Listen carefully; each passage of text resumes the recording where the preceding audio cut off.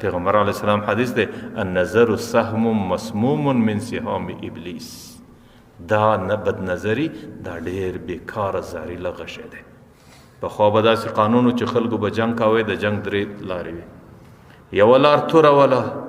دویمه نیزه وه او دریم د غشي واره وه. توره د هغه چا دپاره استعمالېده چې د سړي سره به لاس په لاس، نیزه چې داسې لږ به لرې و د نیزې واره یې پر کوی، او غشه چې د ښه به لرې و د کمانې څه به یې د غشي واره پر کوی. او په غشه کې قانون دا و که به چیرې پر دې زړه باندې ولګېدی سړی یې کریاباوی، او که به پر بل اندام ولګېدی لږ به یې سړی خوش کوي لیکن کریاباوی نه. بیا به دوی دا چم وکړي بره به د غشي په زارو باندې ولاړی، چې په کله غشي پر هر ځای باندې ولګېدی بس زار به په هغه ځای کې واچول، هغه ځای به دستي خراب سو، به د ټول تباه کېدی. د پیغمبر علیه صلات وسلام وایي شیطان پر انسان د غشي واری کوي، او د شیطان زهریله غشي چې انسان بدن د زارو ډکوي هغوی چې دی بد نظري ده. او چې د کم چا په مزاج کې بد نظري راله، او چې د کم چا بدن د دغه زهرو ډک سو، په خدای قسم که یا بیا پر لمانځه باندې خوند واخلي، یا بیا پر عبادت باندې خوند واخلي، یا بیا پر ذکر باندې خوند واخلي، یا د مسجد پر ناسته باندې خوند واخلي، یا پر بل څه باندې خوند واخلي، بیا د سړي څه د دین خوندونه ټول ختم سي. پیغمبر علیه السلام وایي من ترکها مخافتی، چې کم څوک د بد نظرۍ پر ځای رالی زما د بیرې نظر کښته کوي، ابدلته ایمانا یجد حلاوته فی قلب، الله وایي زه به د دې په عوض کې داسې ایمان ور نصیب کړم چې هغې به یې دا خوند په خپل زړه کې محسوسوي. نن خو موږ ایمان لرو لیکن د ایمان په خوند نه پوهېږو.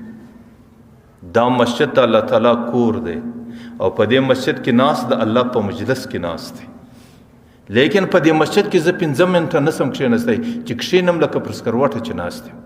او که چیرې زه د باندې مجلس ته وروځم، د باندې په مجلس بیا په 3 ګنټې باندې زه نه ستړی کېږم. دا څه وجه ده؟ دلته عبادت دی، دا د ټولې مځکې خیر ځای مسجد دی، او دلته د الله مجلس دی، دلته د الله په کور کې د الله په محفل کې، او د باندې د شیطان محفل دی، او د باندې آزاد محفل دی. په هغه محفل کې ته هر څومره وخت تېروی سې دلته نه سې تېروی. د دې معنا دا ده چې زما او ستا ایمان داسې ایمان نه دی چې ما ورته یې په خوند پوس، چې کله سړي ته داسې ایمان ورکول سي چې هغوی د ایمان په خوند پوسي، بیا خو هغه په مسجد کې داسې زندګي تېروي لکه ماهی چې په اوبو کې، بیا چې هغه د مسجد څه وباسي لکه ماهی چې د اوبو څه وکاشي. آخرنی حدیث د پیغمبر علیه صلات وسلام دی من نظر الی محاسن امرأة اجنبیة، یو سړی د یو زنانې ښایسته وکتل، پرنۍ زنانه وله، عن شهوت، او دا نظر د شهوت ورته وکړي، یا پر ټلیفون باندې د هغې و تصویر ته کتل،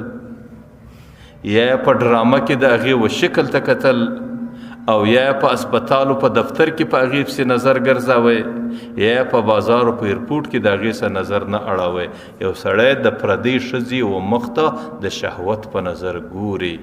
نو پیغمبر علیه السلام وایي صب فی عینیه العنق یوم القیامه، د دې بدله به دی په قیامت کې دا ویني په دې سترګه کې د خیانت وکړي، الله دا اجازه نه ورکړې. د دې سزا به الله دا ورکړي چې د جهنم سرپ د جهنم په اور ویلې سوي، دا به د قیامت په میدان کې په دې سترګه کې څه څیږي. نن چې په دنیا کې معمولی یو باڼو په سترګه کې بند سړی نشي برداشتولی، چې یوه خاشه په سترګه تور ولویږي، په خدای قسم د انسان د برداشت اوسي چې یار سرپ هم د جهنمي، او بیا د جهنم په اور باندې ویلې سوي، او د جهنم هغه شدیدي ملایکې هغه د انسان په سترګو کې ورڅڅوي، د هغې کم نصیبه به کم حالت وي.